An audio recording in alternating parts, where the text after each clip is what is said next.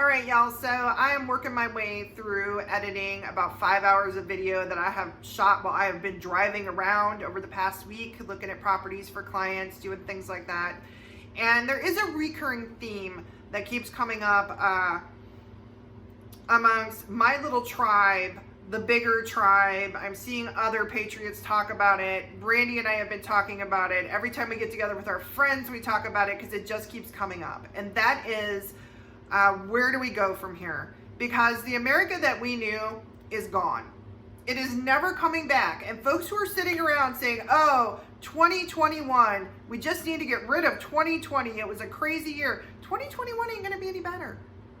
It's going to be just as crazy, and it's going to be crazy here on out because we are in a battle of good versus evil and globalism, socialism, communism versus capitalism and freedom. That's where we are. And don't think these big guys, don't think China is going to give up. China's not going to give up. The globalists are not going to give up.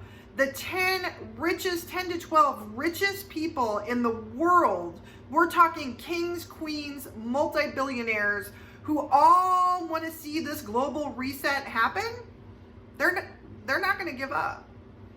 And even if Trump wins, what happens in 4 years? Like, they're not going to give up. It's changed. Our world has changed, okay? And one of the biggest things that we are dealing with is how do folks handle change, and what are people and patriots willing to do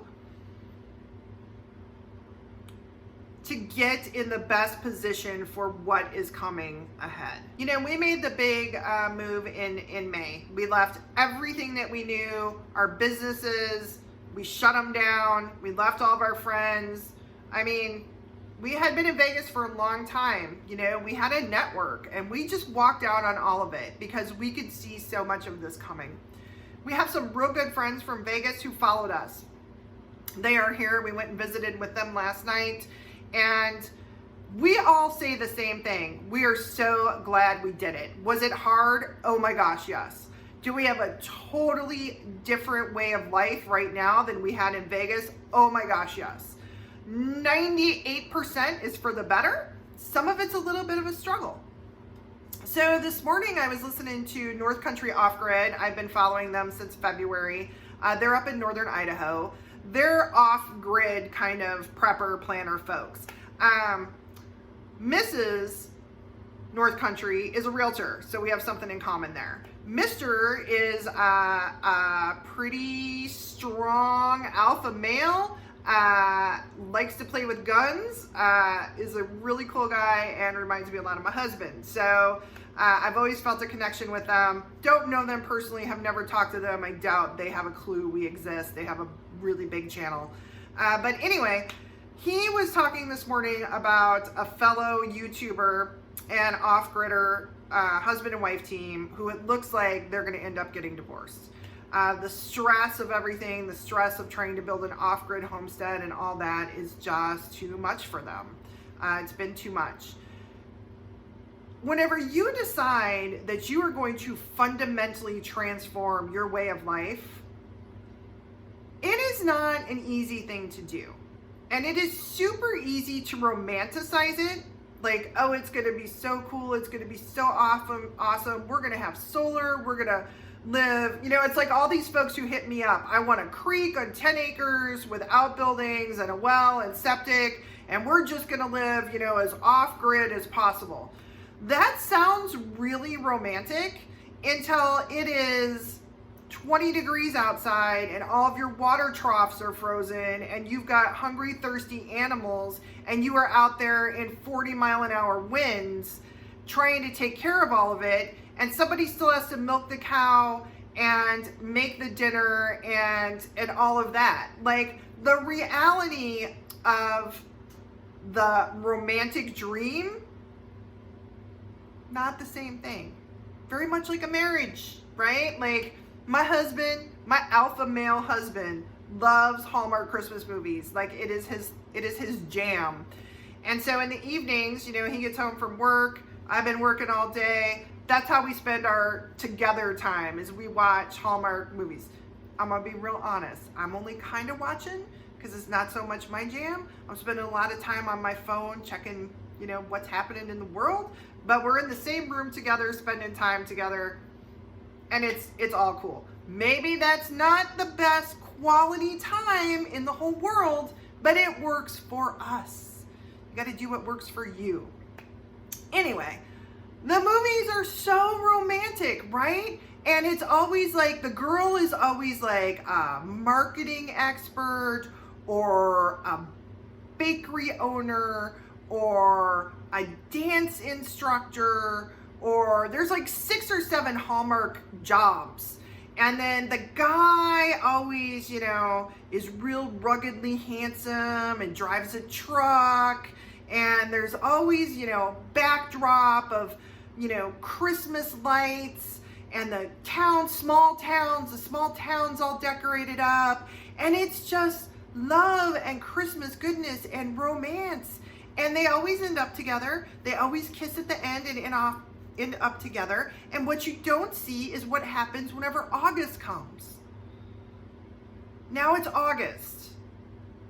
And it's 100 degrees with 90% humidity. And the bugs are all over. And you gotta be outside dealing with the animals, with the horseflies the size of hummingbirds dive bombing you. And you gotta clean stalls. And you know, life is not all romance, right? There's a lot of hard work, and the type of lifestyles we lead, from semi off-grid to total off-grid, from pantry prepper to bunker in the ground prepper, to a little bit rural to full on farming self-sustainability, is hard work. It's super hard work. We've been trying to hire some folks to come work with us in the construction field for over a month now. We've had several people who it sounded like they might be a really good fit. We actually hired one guy, supposedly had a ton of experience, supposedly worked at some of the local resorts doing maintenance. Day and a half in, he calls off because he's got a migraine. Day and a half in. Okay, that's probably don't have the level of work ethic that we need whenever we are trying to build a company from the ground up. When you leave the north or the west or the east city life and you want to come to rural life, the pay scales are not the same. Here, people like electricians, full-on electricians who have years of experience, if they're working for somebody else, if they're not in business for themselves, they're making 18 to 20 bucks an hour. In some big cities, especially if they're unionized, they're making 2 to 3 times that. That's not how it is down here. I used to have a friend who was a fast food restaurant manager. He managed a Kentucky Fried Chicken. Now this was 25, almost 30 years ago. And at that time, he was making bank for that time. He was making like $45,000 a year, right? Like 35 years ago, 30 years ago, something like that. Well, let's see. My oldest son, Josh, is 29. And Josh was either not born or was like maybe a year. He wasn't even born then. So yeah, so it's like 30 years ago, okay? He's making like $45,000 a year managing this Kentucky Fried Chicken fast food restaurant, which was a huge amount of money back then. And he kind of fell into the job. So we were all like, holy crap, dude, how did you manage that? Well, if you're gonna manage a Kentucky Fried Chicken in rural America in 2020, you're probably making like $45,000 a year. It's not the same as if you are in big city or high cost of living areas. Like that was Milwaukee in the example I gave you. Anywhere on the West Coast, LA, places like that. Some folks in LA are making what seems like a huge amount of money. They're making $40, $50 an hour, but their rent is $3,500 a month for a 1,000 square foot apartment. And they're paying $5 a gallon for gas, right? It's not the same here.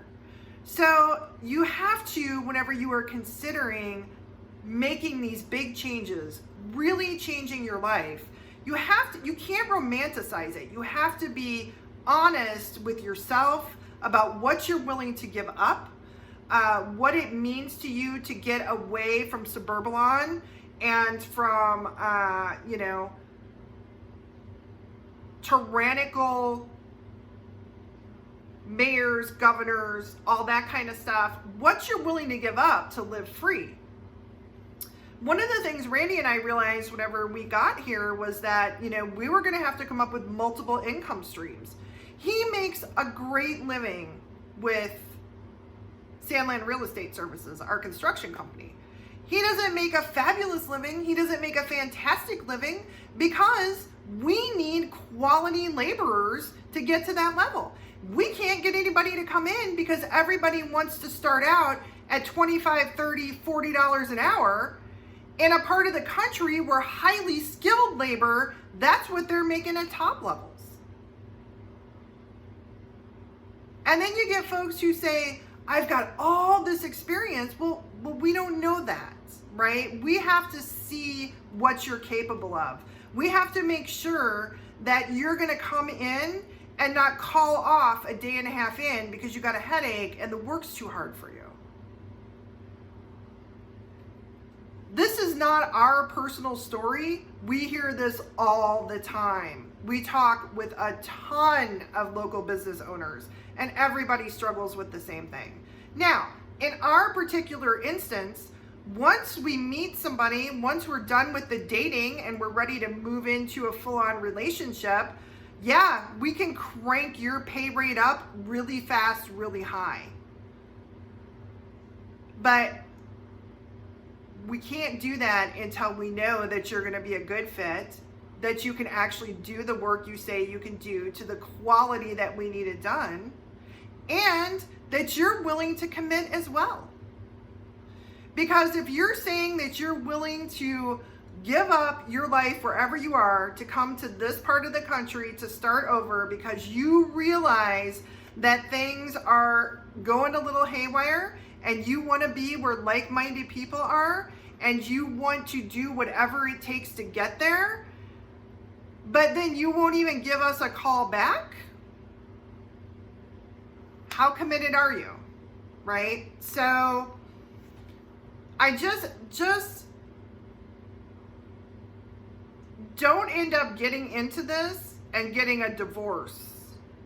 Like, come into it with your eyes wide open. Recognize that however hard you think it's going to be, it's probably going to be 2 or 3 times harder. And make sure that you are willing to do whatever it takes for the long term in the short term. And that's probably going to mean giving some things up. It's probably going to mean changing some things up. Yeah, it might mean taking a really big pay cut in the short term to get to where you want to be in the long term. It's not easy. And I think that's part of the reason we are losing our republic is because we got real lazy and we got used to things being real easy. And we got used to driving $70,000 pickup trucks with leather heat warming seats and having 2 and 3 big screen TVs and making sure all the kids had everything they wanted and all the video game systems and the latest iPhones and all that. And meanwhile, China was coming in, buying up our country and our politicians and our corporations, and now we're about to lose our freaking country. So what are you willing to do to save the nation? What are you willing to do to save yourselves, your family, your children, and to prepare the stage for the best life possible for future generations and your grandchildren?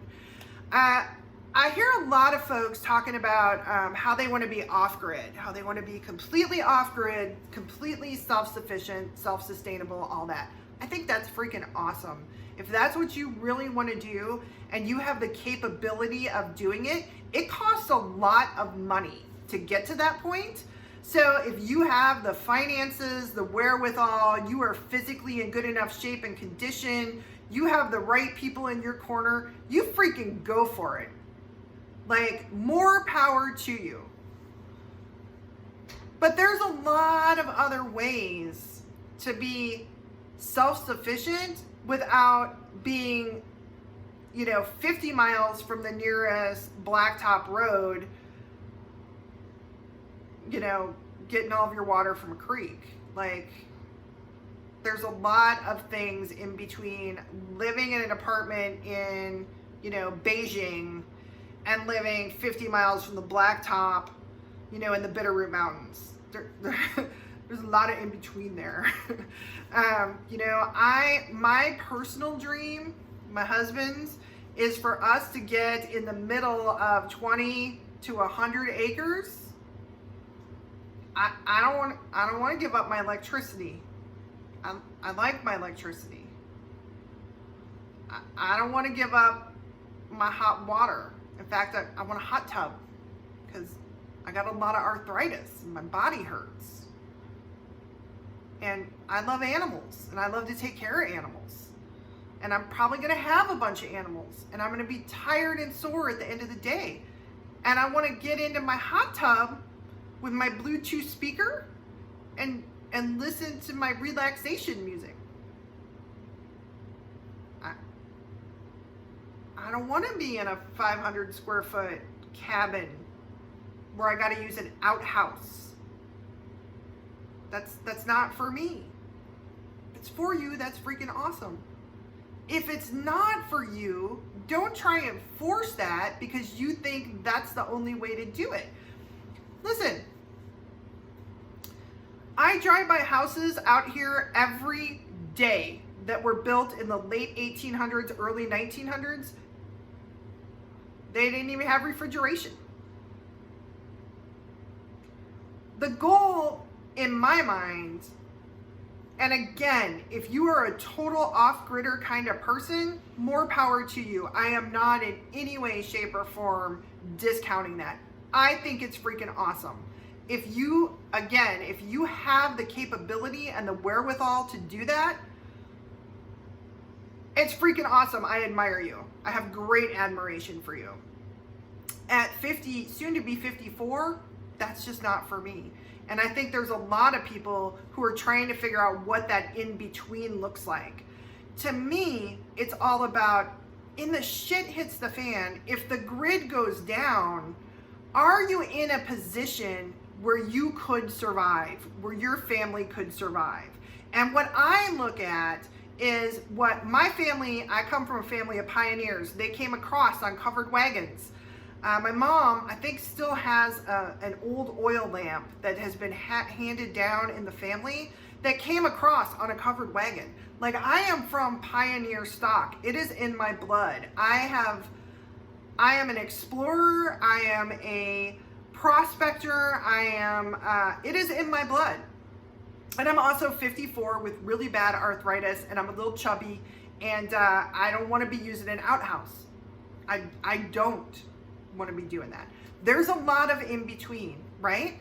So I look at getting on a homestead where we have enough room to have cows and pigs and chickens, where we have a well that we can hook up to a solar panel, so if the grid goes down, we can still get water out, or there's a hand pump, so if the grid goes down, we can still get water out, and there's a wood stove, so if the grid goes down, we can still heat ourselves, and we can survive.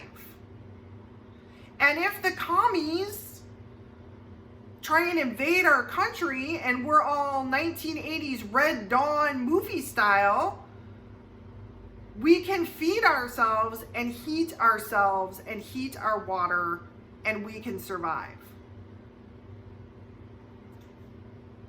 I personally am a nature girl. I've had, due to circumstances and my own inability to self-advocate, I spent way too much of my life in the city. I hate it. The city is not for me. It is soul-sucking, soul-crushing for me.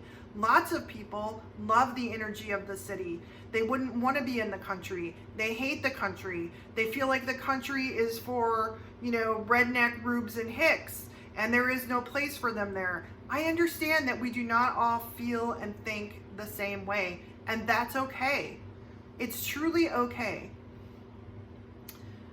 But what I'm talking about is survivability when we are in a shit hits the fan scenario.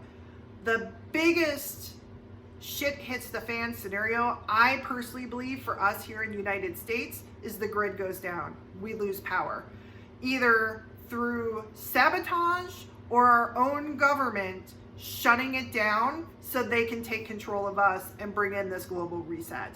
I truly believe that could happen.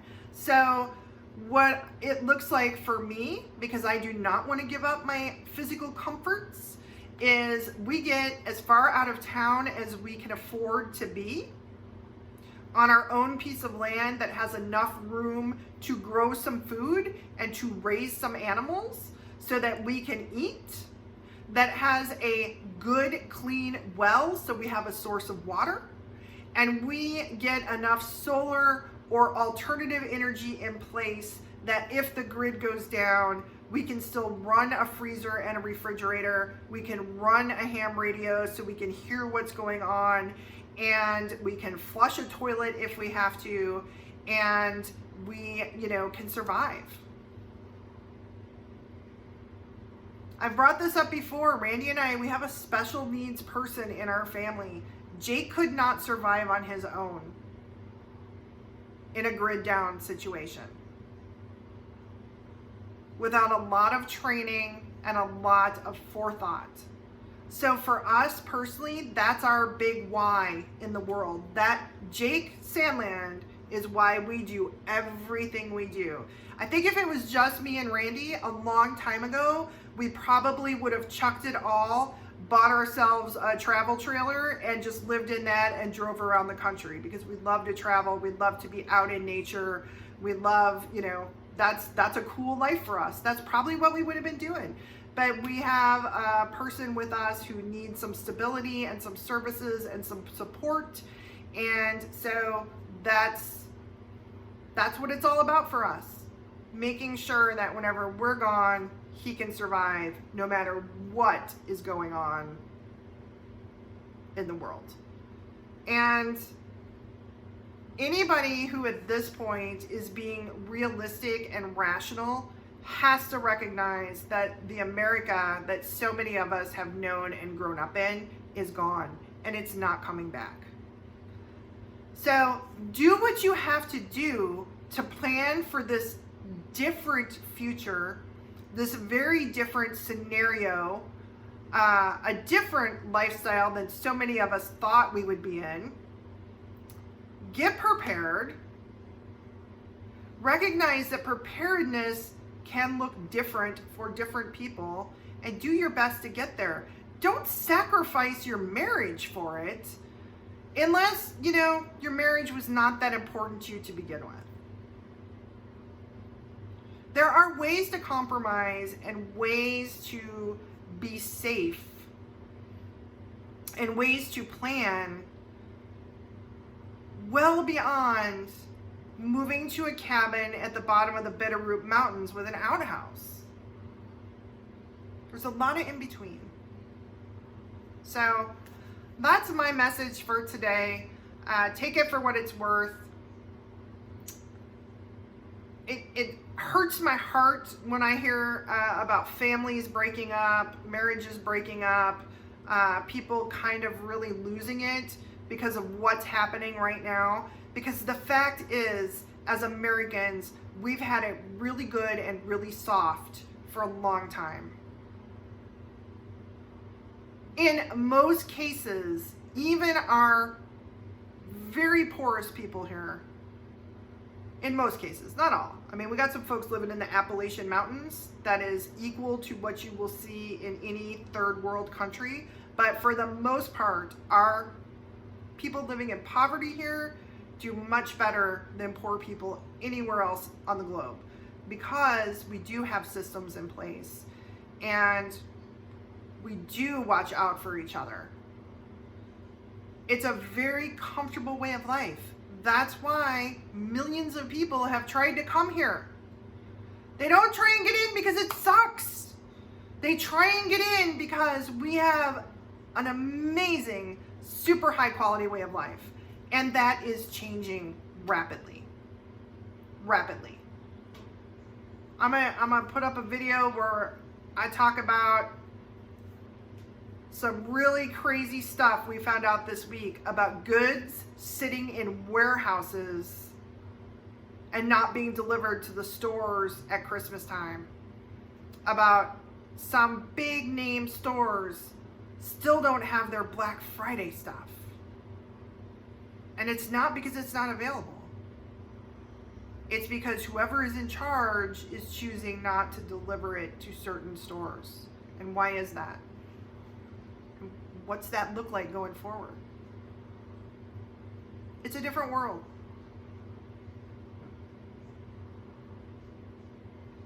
But we're Americans, and we should all have a deep inner fortitude and love for this country, and we can do it. This country was built by pioneers and folks with an incredible amount of grit and fortitude. We can survive what's coming. We do have to be prepared.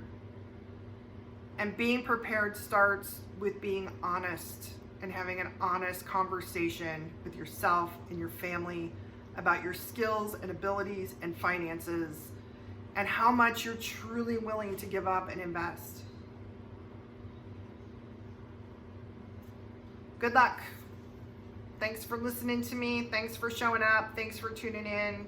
I am always here for y'all if you have questions or comments. If you leave a crazy, obnoxious comment, I probably just delete it because life's too short to deal with that kind of BS. But if you have a sincere conversation or comment or, whatever, I'm here. Got a new website coming out. Gonna be working on that this afternoon. If you are a Patriot Relocation Network client and we have not reached out to you yet, I will touch base with everybody by the end of today. Today is December 2nd. Gonna work on that as soon as I'm done with this video. And yeah, we are praying for you. We are praying for our country. We are doing our part. We ask you to do the same. And I will catch you on the next one.